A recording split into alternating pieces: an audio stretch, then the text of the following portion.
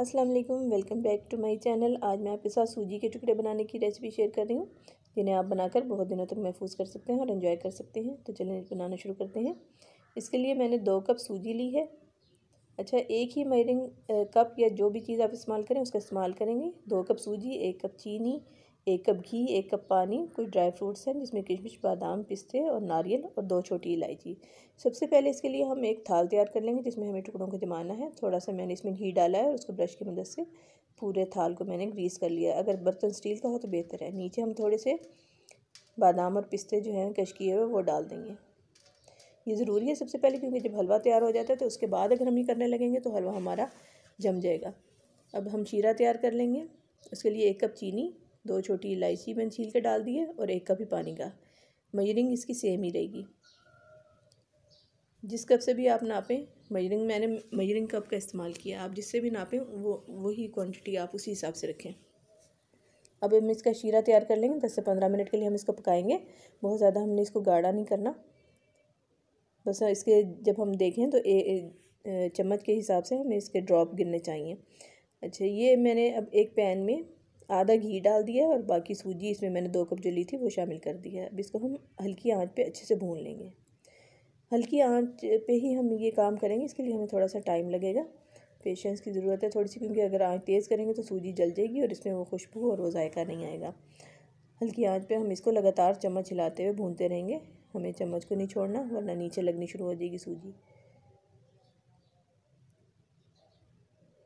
अभी हमारी सूजी भुन चुकी है। इस पर मैंने वो जो शीरा तैयार किया था वो शामिल कर दिया। बचा हुआ घी वो भी शामिल कर दिया और किशमिश और थोड़े से ड्राई नट्स इसमें शामिल कर दिए। बाकी हम ऊपर गार्निश करेंगे। अब हमने इसको अच्छे से भूनना है।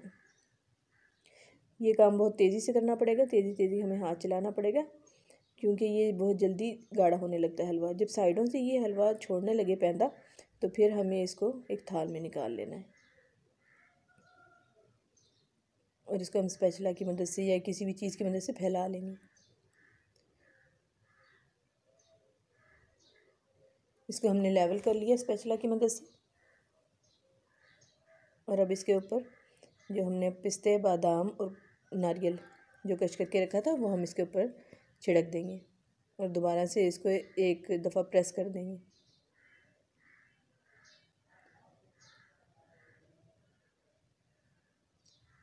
अब हमारा हलवा अभी गर्म ही है तो इसमें हम निशान लगा लेंगे, क्योंकि अगर ये ठंडा हो जाएगा तो फिर इसमें ये निशान लगाने मुश्किल हो जाएंगे। इसलिए गर्म हलवे में ही हम इसको निशान लगा लेंगे। इस हलवे को जमने के लिए कम से कम 2 से 3 घंटे चाहिए होंगे, तो हम आसानी से फिर इसको निकाल सकते हैं। फिर ये हमने टुकड़ों की शेप दे दी है इसको।